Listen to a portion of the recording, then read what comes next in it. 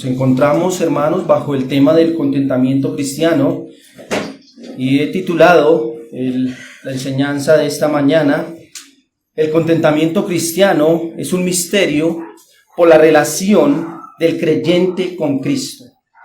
El contentamiento cristiano es un misterio por la relación del creyente con Cristo.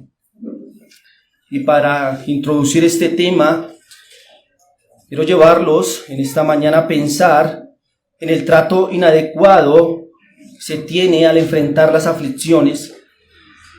Hoy en el mundo llamado cristiano se dan algunas maneras profundamente erradas para tratar con la adversidad o el dolor. Estas alternativas son todo menos piadosas ni bíblicas. Cuando alguien pasa aflicción, se le dice que debe deshacerse de esos problemas lo antes posible. No importa si debe orar, si debe ayunar, si debe pactar, si debe cantar, si debe gritar. Debe reprender inmediatamente sus aflicciones. Quizás debe ir a un retiro. Pero lo importante aquí es alejar como sea la aflicción. Ellos aseguran que la aflicción es profundamente mala porque indica tal vez pecado o alguna maldición, que algo no está bien en ese hijo de Dios, ya que si es hijo de Dios, según ellos, de ningún modo puede estar en aflicción, sino en victoria, en prosperidad. Es muy triste este engaño, y de esto creo que ustedes y yo estamos sumamente persuadidos, y con dificultad creo que alguno de mis hermanos que están aquí prestaría oído a esas falacias. El mundo creyente enfrenta las aflicciones poniendo la fe en sí mismos, en sus fuerzas. Escuchamos por todos lados que se anima al hombre a confiar en sí mismo, en el poder de su propia fuerza. Se le dice: cree en ti porque tú puedes hacerlo. Sin embargo, esta alternativa es muy poco útil a la hora de enfrentar la adversidad, ya que las fuerzas del hombre son pocas. De allí que tantas personas se encuentran desesperadas y deprimidas en medio de sus angustias. Sin embargo, mis hermanos, nosotros nos enfrentamos a otro tipo de problema cuando estamos sufriendo adversidades. Este es un tiempo de duras tentaciones. La fe del creyente es probada. Él debe poner en práctica todo lo que ha estado aprendiendo en teoría. Una de las más grandes tentaciones del Hijo de Dios es dudar del amor de Dios en medio de su aflicción. En ocasiones la carga se hace tan pesada que él se pregunta si es que Dios en realidad lo ama. Es fácil creer que las bendiciones provienen de la mano bondadosa de Cristo. La dificultad está cuando nos vienen cosas malas. Allí nos preguntamos, ¿también las agradecemos y reconocemos que vienen de la mano de Cristo? Entonces surge algún interrogante en los hijos de Dios. Cuando sufrimos adversidad, ¿estamos sufriendo bajo la mano de Dios o estamos siendo corregidos en su amor? Por otra parte, el cristiano tiene una lucha frente a la adversidad, y es el poder contestar a los desafíos de este mundo caído. El mundo considera las aflicciones como asuntos negativos, como muestras de la desaprobación de Dios. Frente a este caso, el cristiano debe ver las aflicciones no como el mundo las ve, sino verlas como Dios las ve.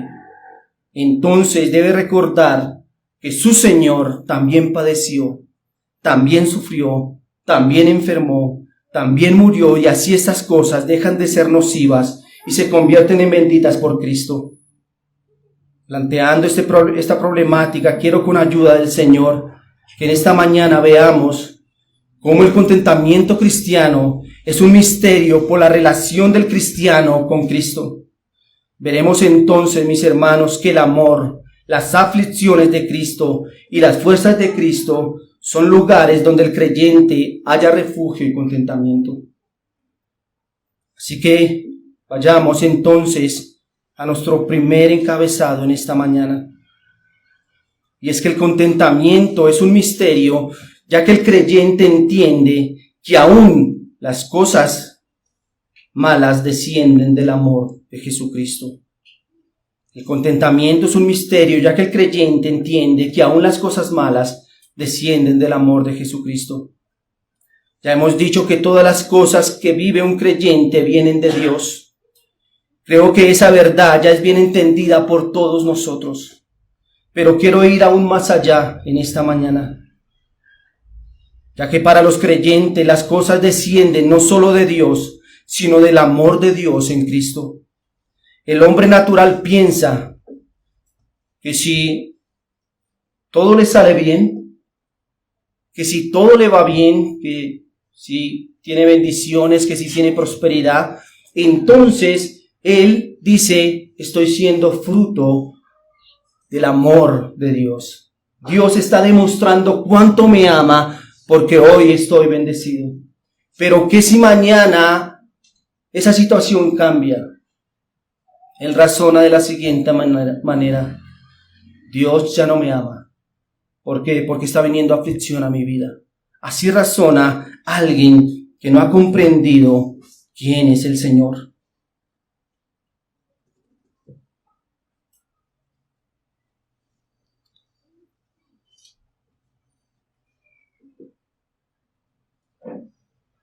Es más, algunos creyentes sienten o han sentido que la mano de Dios se agrava sobre ellos y se ven tentados a pensar, ¿será que Dios estará airado conmigo?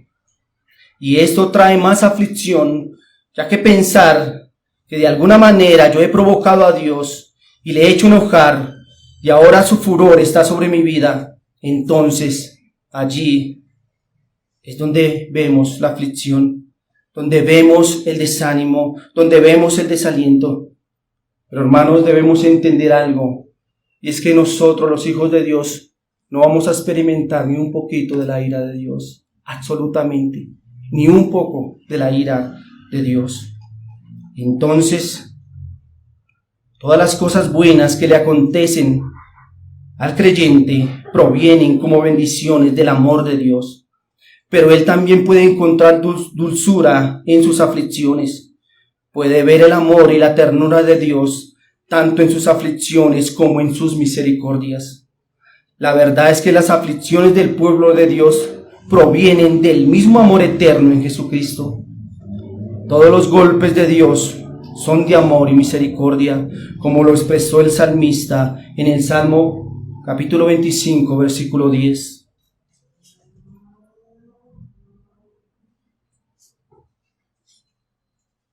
Todas las sendas de Jehová son misericordia y verdad para los que guardan su pacto y sus testimonios.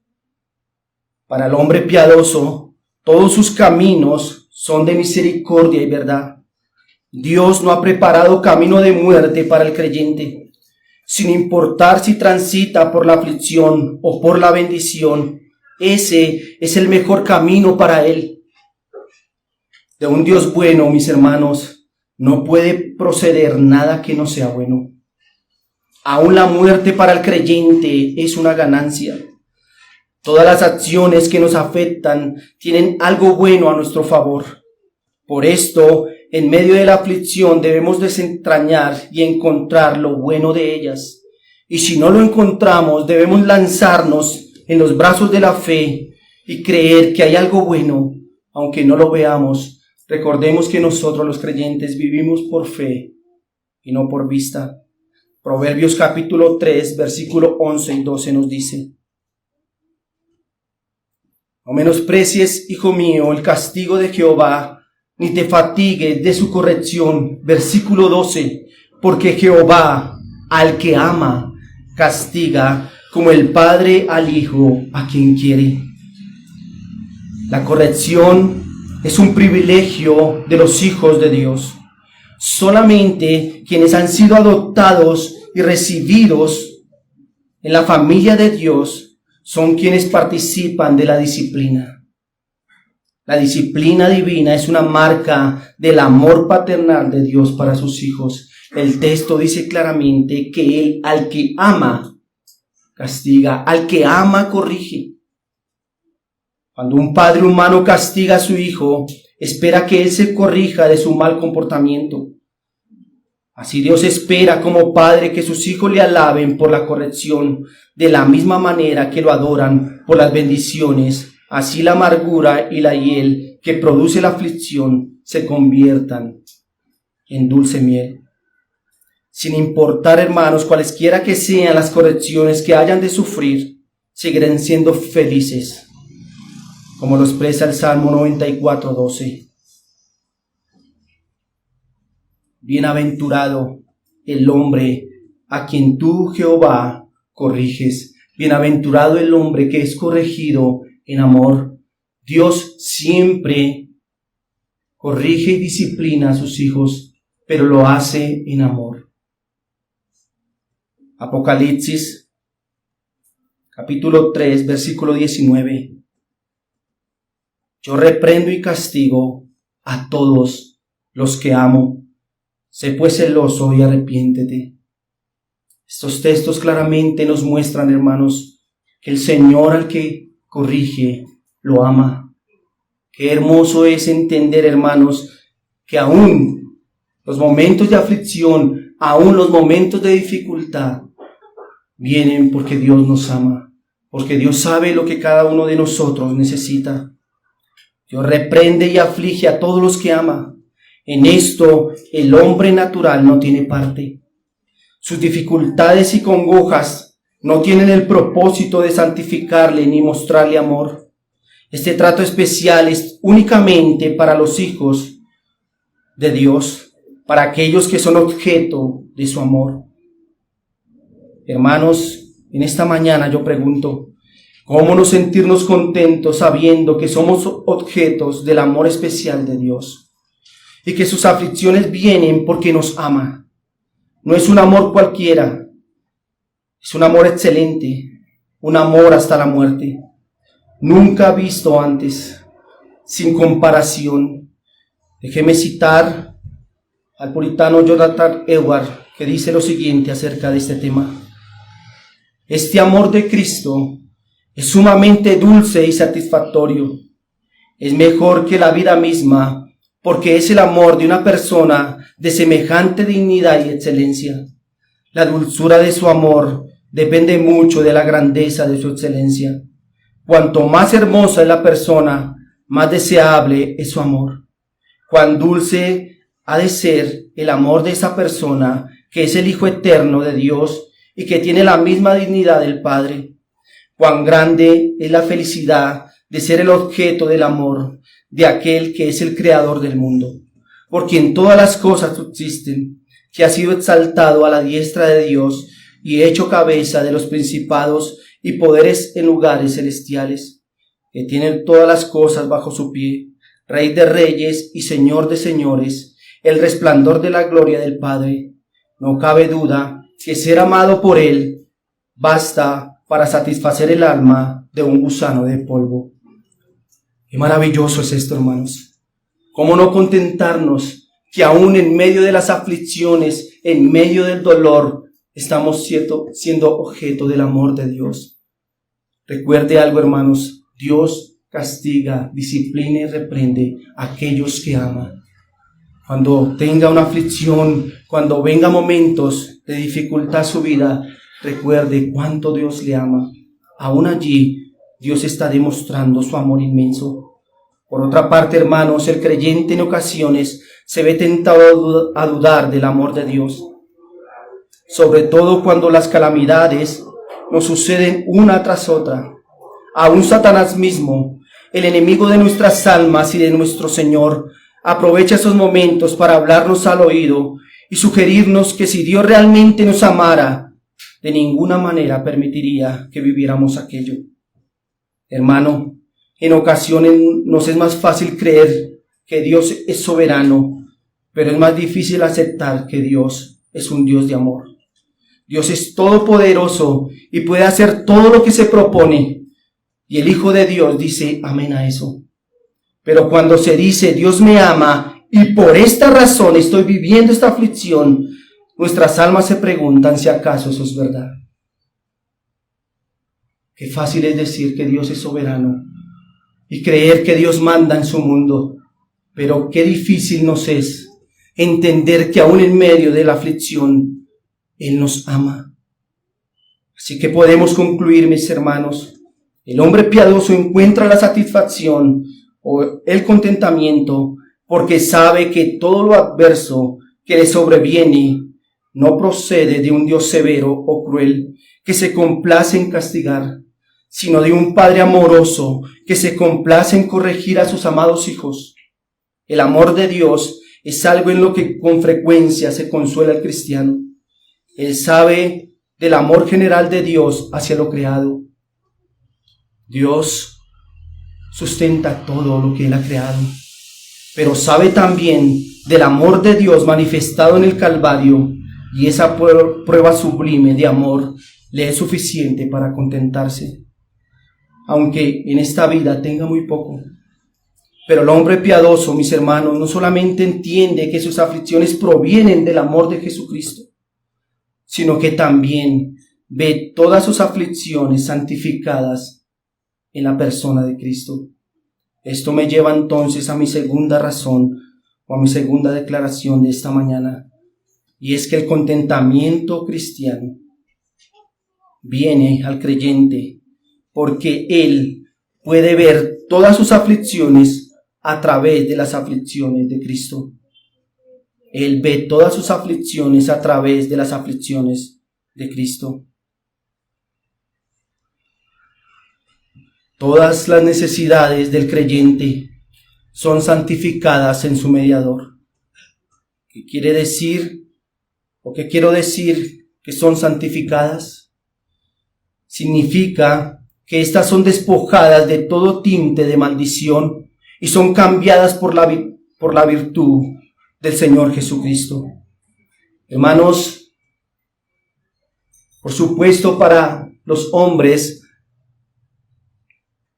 la pobreza o las aflicciones son sinónimo de amargura, no se quiere tener.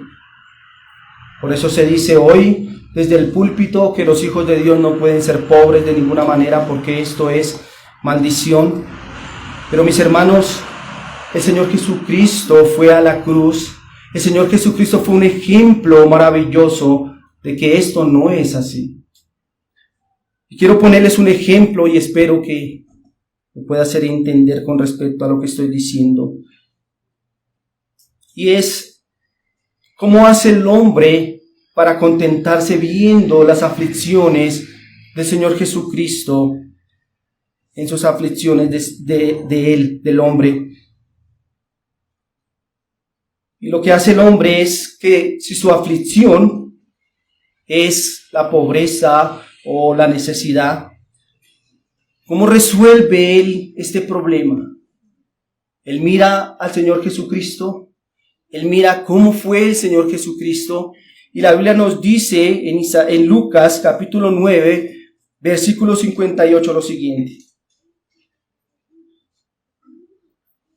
Y le dijo Jesús: las zorras tienen guaridas y las aves de los cielos nidos, mas el Hijo del Hombre no tiene dónde recostar su cabeza. ¿Qué hace entonces el hombre que es piadoso, el hombre que ha sido lleno de gracia? Mira a su Señor, mira al Señor Jesucristo, cómo vivió Él, cómo lo hizo, hermanos. Dice la Biblia que no tenía dónde recostar su cabeza. Entonces el hombre concluye diciendo: mi pobreza no es mala, ya que no es una maldición, pues mi Señor fue pobre y así Él santificó mi pobreza. Cristo Jesús fue pobre para redimirme de la maldición de la pobreza. No significa esto, como muchos creen, que Cristo fue pobre para enriquecernos. Muchos dicen: bueno, si Cristo fue pobre, lo hizo para que yo sea rico en esta tierra. De ninguna manera. Tampoco el hombre se consuela diciendo: pues como Cristo fue pobre, pues yo también voy a ser pobre. No, hermanos, quiero que mire la riqueza de esto. El hombre mira a su Señor. El hombre mira cómo vivió su Señor. Y dice, el Rey de Reyes, el Señor de Señores, el dueño de todo, vino, se hizo hombre, se hizo pobre, para darme a mí una riqueza espiritual inmensa. Y así trae contentamiento y trae satisfacción a su alma. Segunda a los Corintios, capítulo 8, versículo 9, dice, porque ya conocéis la gracia de nuestro Señor Jesucristo, que por amor a vosotros se hizo pobre, siendo rico, para que vosotros con su pobreza fuisteis enriquecidos. Alguien diría, nótelo allí, ahí dice que para que fuéramos enriquecidos. Hermanos, el hombre espiritual sabe que su riqueza es espiritual. El Rey de Reyes se hizo pobre para ganar riquezas espirituales para sus hijos. Cristo era rico porque era Dios y es Dios. Tenía bajo su poder y autoridad todas las cosas. Él era el heredero de todas las cosas. En la medida en que su Padre lo colocó sobre todas las criaturas y todas las cosas se colocaron bajo sus pies. Sin embargo, se hizo pobre porque se abstuvo de poseer lo que era suyo. Por lo tanto, hermano, renunció a su derecho por un tiempo. Vemos que su vida entera aquí en la tierra estuvo marcada por la penuria y la escasez, asumiendo la naturaleza humana con todas sus debilidades e imperfecciones, excepto el pecado. Apareció Él, no como Señor, sino en forma de un sirviente. Él soportó una gran cantidad de reproche y vergüenza, y al final de la muerte, todo esto con un propósito: enriquecernos, no en bienes temporales, sino en riquezas espirituales. Entonces, por su obediencia, por su sufrimiento y muerte, ha pagado todas nuestras deudas. Los piadosos entienden que están enriquecidos por Él cuando las gracias de su Espíritu, con las verdades del Evangelio y estas riquezas no son comparables con oro y plata. Por eso, hermanos, trae contentamiento a su alma. La riqueza con la que Él revistió a los creyentes es consigo mismo y todo lo que Él tiene, con las riquezas de gracia aquí y de la gloria de lo que ellos esperan. Por eso, hermanos, qué abominable es escuchar desde los púlpitos que se diga que el propósito de Cristo en la cruz es el de darle a los hombres bienes temporales. Eso es degradar la gracia. Eso es rebajar a Cristo. Eso es aborrecible en gran manera. El Señor vino a pagar la deuda que los hombres no podían pagar.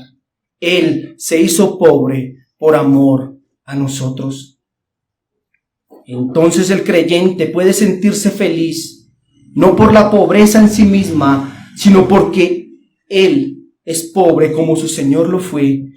Y si el Rey del universo se empobreció por mí, ¿quién soy yo para reclamar riquezas en este mundo? Pero a la vez, yo sé que soy rico. Soy el hombre más rico de este mundo, porque tengo a mi Señor, porque tengo las riquezas espirituales. Observe que el impío, por más bienes que tenga en esta tierra, es pobre, es indignamente necesitado. ¿Por qué?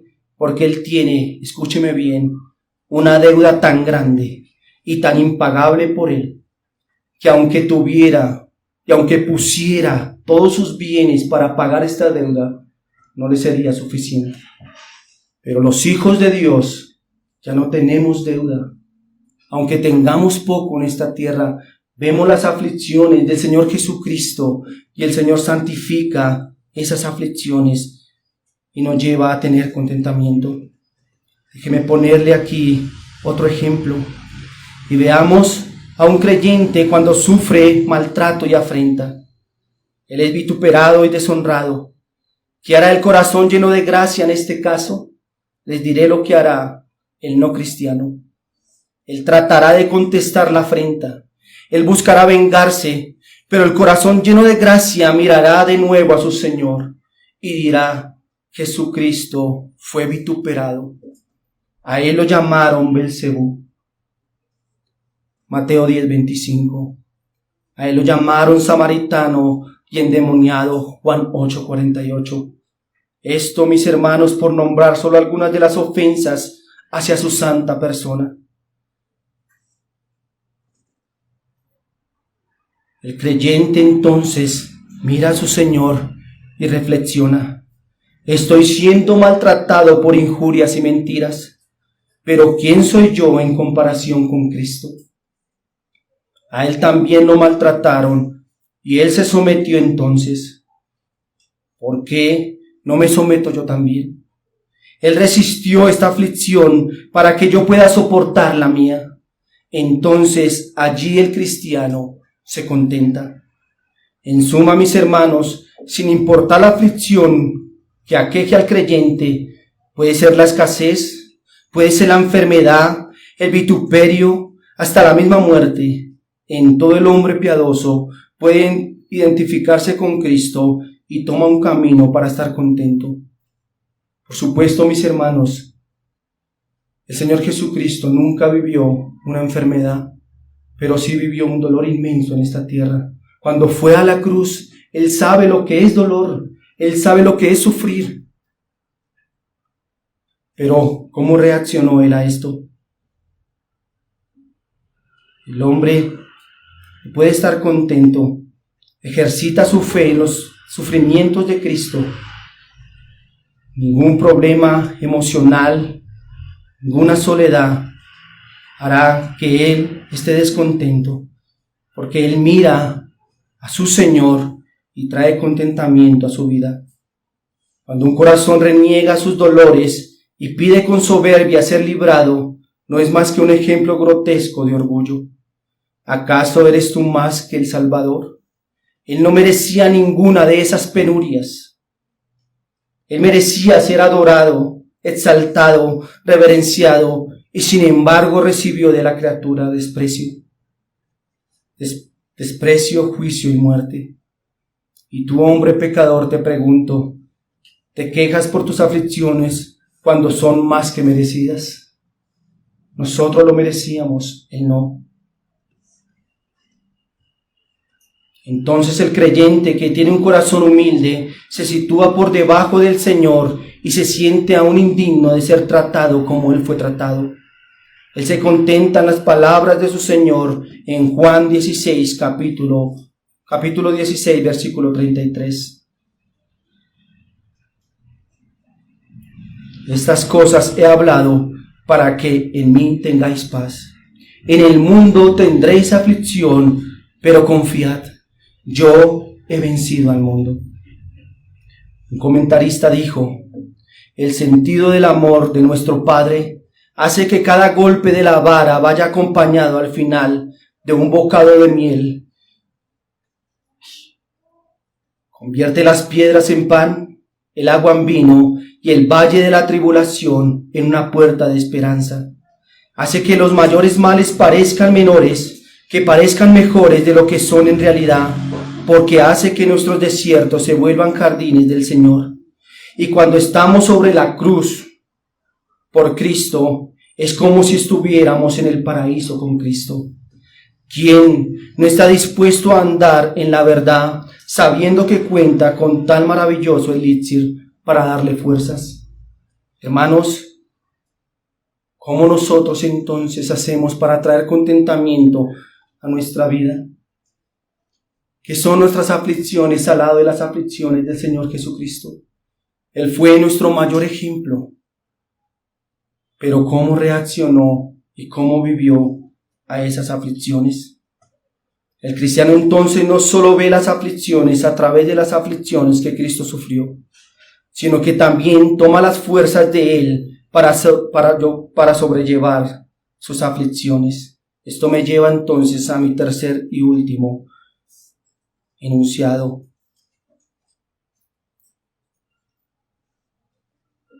Y es que el contentamiento cristiano es un misterio, porque el creyente toma las fuerzas de Cristo para soportar sus aflicciones. El creyente toma las fuerzas de Cristo para soportar sus aflicciones. El corazón piadoso, hermano, se contenta en Jesucristo y puede llevar su carga con las fuerzas que adquiere de Él. Él no resiste la aflicción en sus fuerzas, sino en las fuerzas de otro. Es capacitado para soportar todo lo que Dios le impone por la fuerza que encuentra en Jesucristo. Hay fuerza en Cristo no solo para santificar y salvar, sino fuerza para sostenerle en todas las cargas y aflicciones. Cristo espera que cuando el cristiano atraviese cualquier dificultad, ponga su fe en Él y así reciba fuerzas y virtud de Él. La fe es la gran gracia en la que hay que ejercitarse en las aflicciones. El creyente es frágil e inestable y necesita constantemente ayuda, por lo que el Señor está siempre dispuesto a brindarle la ayuda necesaria. El salmista declara: el Señor es mi ayudador, no temeré. El creyente sabe que el Señor está a su lado, que en su lucha no está solo, aun si su familia, sus amigos, sus hermanos le dejaren. Él seguirá contando con la ayuda de su Señor, el cual jamás lo dejará. El hombre carnal no sabe nada de esto, ya que él pierde sus fuerzas, flaquea y cae, pues no tiene a nadie más que le ayude a soportar la carga. Pero el creyente adquiere sus fuerzas de uno que no se agota, que no se debilita. Su fuerza no se extingue. Veamos entonces qué dice las Escrituras acerca de esto. Vaya conmigo, hermano, a 2 Corintios capítulo 12, versículo 9 y Efesios capítulo 6, versículo 10.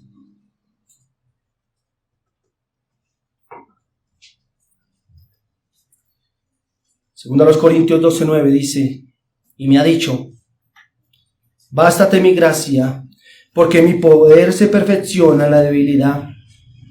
Por tanto, de buena gana me gloriaré, más bien en mis debilidades, última parte, para que repose sobre mí el poder de Cristo.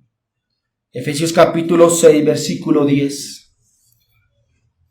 Por lo demás, hermanos míos, fortaleceos ¿en quién? En el Señor y en el poder de su fuerza. Hermanos, el apóstol Pablo declara que el Hijo de Dios requiere de la fuerza y el poder de su Señor para vencer a sus enemigos, que son la carne y Satanás, los cuales en los momentos de aflicción se fortalecen en contra del piadoso buscando su caída.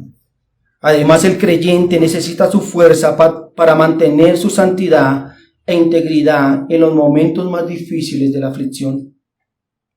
El creyente sabe que es débil y que si dependiera de él estaría perdido. Así que él reconoce que la gracia de Cristo es suficiente para todas las cosas. Pablo está diciendo: fortaleceos en el Señor, en las fuerzas del Señor. ¿Cómo hace entonces el cristiano cuando está pasando por momentos de angustia y debilidad? Mira a su Señor, quien le ha dicho: yo estoy contigo y te daré fuerzas para soportarlo. Hermanos, dije que debemos ejercitar nuestra fe. Para el impío es locura que nosotros podamos decir que estamos luchando no en nuestras fuerzas, sino en las fuerzas del Señor Jesucristo. Para él sería más fácil que le dijéramos: bueno, usted va a luchar con sus fuerzas y alguien más le va a ayudar. Alguien más va a estar a su lado, quizás su familia, quizás sus amigos. Otra persona puede estar a su lado y para él razonar de esa manera, quizás puede hacerlo. Pero ¿por qué es locura para él que un cristiano diga que no está luchando en sus fuerzas, sino en las fuerzas de Cristo? Hermanos, ¿acaso es que Cristo viene y fortalece nuestros músculos, nos da algo sobrenatural a nuestra vida. Hermanos, es a través de la fe, es a través de mirar las promesas del Señor Jesucristo y saber que Él nos ha dicho que no nos dejaría, que Él estaría con nosotros. Y Pablo le dice a los efesios: fortalézcase en la fuerza del Señor. ¿Cómo entonces nosotros traemos contentamiento a nuestra vida? A través de las fuerzas del Señor Jesucristo. Colosenses capítulo 1, versículo 11 dice: fortalecidos con todo poder, conforme a la potencia de su gloria, para toda paciencia y longanimidad. Fortalecidos, hermanos, con todo poder, conforme a la potencia de su gloria. ¿En quién es que el creyente se fortalece? ¿En su propia fuerza? No, en las fuerzas del Señor. El creyente sabe que le es imposible caminar de la manera digna del Señor. Sabe que no puede ser fructífero ni crecer en el Señor en su propia potencia, sino en la fuerza y poder del Señor.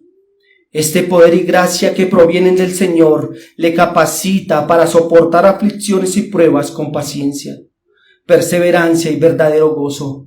Recuerda, hermanos, no es solamente soportar las aflicciones, es estar en gozo, es estar contento con ellas.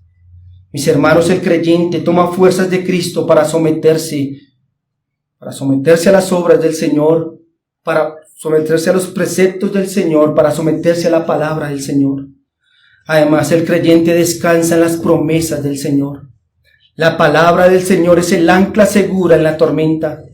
Nada le reconforta tanto al alma del creyente y le da valor para poder soportar la aflicción cuando escucha la voz de su propio Señor, que le dice, Salmo 91:15, me invocará y yo le responderé, con él estaré yo en la angustia, lo libraré y le glorificaré. Él se aferra entonces a su Señor como si no hubiese otra ayuda, como si solo estuvieran Él y su Señor en el mundo. Dios ha prometido estar con Él en todas sus angustias.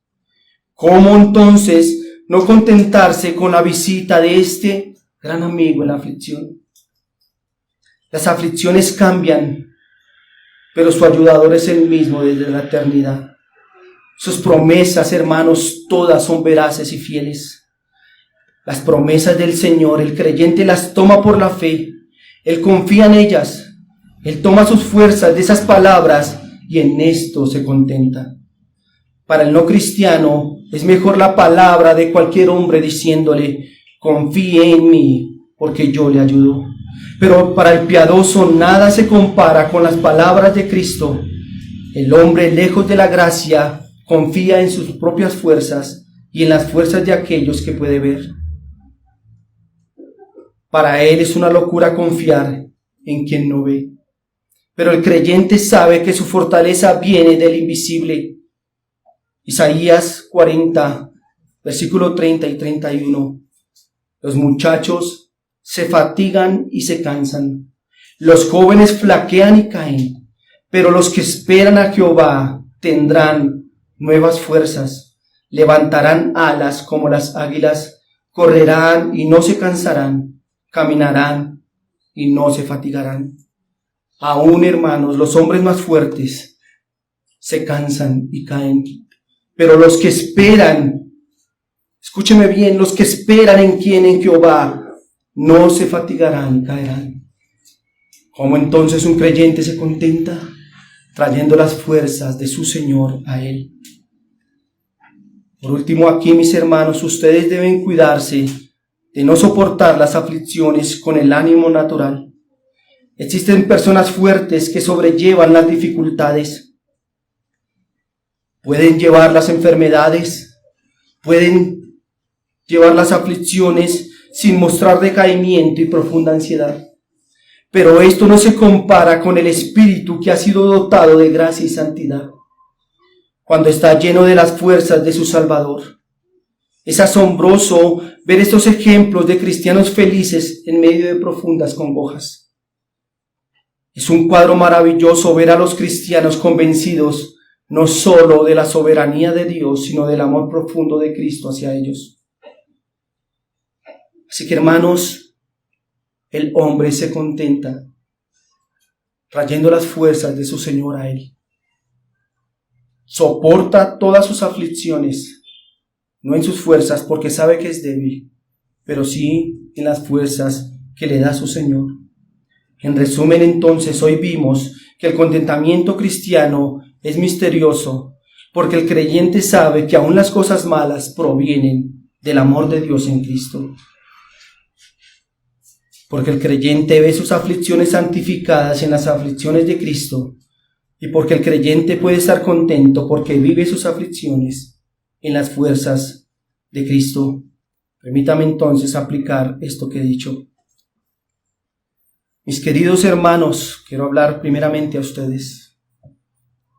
Si su terco corazón y el mismo Satanás ha venido a llenarlos de dudas acerca del amor de Dios, ustedes deben saber que les es necesario combatirlas y guardar su corazón en medio de esta tentación. Por tanto, quiero que considere lo siguiente. En primer lugar, considere si Dios lo amó a usted cuando era su enemigo y lo comprobó, no diciéndolo solamente, sino actuando y enviando a Cristo al Calvario. Entonces, si Él nos hizo el mayor bien cuando aún estábamos en enemistad, ahora que somos sus hijos, podemos tener la certidumbre de que nos ama lo suficiente y nos cuida. Nos protege y hará todo para su gloria y nuestro bien. Te pregunto, ¿cree usted que Él ama a sus enemigos, pero odia a sus hijos? De ninguna manera. Entonces, hermano, cuando se vea tentado a dudar del amor de Dios en Cristo en medio de la adversidad, recuerde esta verdad que está plasmada en su Biblia en Primera de Juan, capítulo 4, versículos 9 y 10. En esto se mostró el amor de Dios para con nosotros, en que Dios envió a su Hijo unigénito al mundo para que vivamos por Él. En esto consiste el amor, no en que nosotros hayamos amado a Dios, sino que Él nos amó a nosotros. Él envió a su Hijo en propiciación por nuestros pecados. Note, hermanos, Él lo amó cuando usted era su enemigo. Él envió a su Hijo por amor a usted cuando usted era su enemigo. ¿Cuánto más ahora que usted es su Hijo no va a seguirlo amando? El amor de Dios es eterno. Recuerde, hermanos, que el Señor al que ama, a ese disciplina. En segundo lugar, considere quién es usted. Y recuerde, usted no merece el amor de Dios. Como dijo alguien, todo al lado del infierno es pura gracia. A este lado del infierno es pura gracia. Recuerde que el amor de Dios hacia usted no nació de sus méritos. Él lo amó porque así lo quiso, no porque vio algo digno de ser amado en usted. Guarde su corazón de dudar del amor de Dios y recuerde que Dios lo amó cuando usted no merecía otra cosa que la ira de Dios, a causa de sus pecados, de su naturaleza y de su corrupción. Entonces, mis hermanos, solamente ustedes hallarán contentamiento en las adversidades más duras al recordar el gran amor con que inmerecidamente, con el cual fueron tratados y amados cuando justamente merecían el castigo.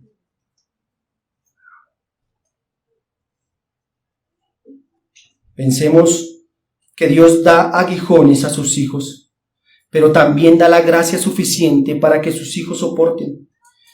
Cualquiera que sea la aflicción o prueba que estés enfrentando, mi hermano, tenga presente que la gracia que Dios da te la da en Cristo para que puedas soportar. Satanás aprovecha los momentos duros del creyente para tentarlo con ferocidad. Él procura que el creyente dude del amor de Dios y de su gracia. Él procura que el creyente crea que está solo. Pero no olvide esto, mi hermano. Dios siempre proveerá la gracia para su pueblo en la aflicción. Salmo capítulo 34, versículo 19 dice: muchas son las aflicciones del justo, pero de todas ellas le librará Jehová. Qué maravillosa promesa, hermanos. De todas ellas lo librará Jehová. Quiero hablar a usted, mi amigo, que me escucha, pero que no ha creído en Cristo. Usted tal vez ha escuchado con insistencia la diferencia que yo he hecho con toda la intención entre el corazón piadoso y el impío. El corazón que ha sido objeto de la gracia y el que no. El creyente y el incrédulo. Usted debe ser consciente de esta división, pues usted sabe, o usted debe saber, que si no ha creído en el Hijo de Dios, como dice él en su escritura, aún usted permanece en sus pecados. Entonces el contentamiento cristiano para usted es más que un misterio y es imposible tenerlo. Usted no puede refugiarse en Cristo para que le sea fortaleza en sus aflicciones. Si antes no le ha pedido que lo salve de sus pecados, usted no puede hallar reposo en el amor de Cristo en sus adversidades, porque usted aún está enemistado con Él. Usted no puede ver sus aflicciones a través de las aflicciones de Cristo, porque usted no conoce nada de Él ni de su obra. Y aún sus males están cargados de maldición. Y tal vez, amigo, parece que son palabras muy duras para usted en esta mañana. Pero no se las digo impulsado por odio y orgullo. Se las digo con sincero amor, recordándole que aún hoy usted puede venir a Cristo y buscar su perdón. El problema más complejo que usted tiene hoy no son sus enfermedades, no son sus necesidades, no son sus dolores. Su problema más grave es su pecado. Usted ha pecado contra un Dios 3 veces santo y necesita con urgencia remediar este asunto. Y solo puede hacerlo a través de la solución que Él mismo proveyó, y fue a través de Jesucristo. Él envió a su Hijo a pagar esa gran deuda que usted no puede pagar. Y si usted cree y confía en Él, podrá ser libre de esa gran mal que lo aqueja y empezar a disfrutar de todas las riquezas que lleva ser un hijo de Dios. Solamente cuando usted venga a Cristo en arrepentimiento, podrá disfrutar de las bendiciones del Señor. Y crea en Cristo como la palabra de Dios lo dice, no a su manera, amigo, sino a la manera de Dios. Oremos.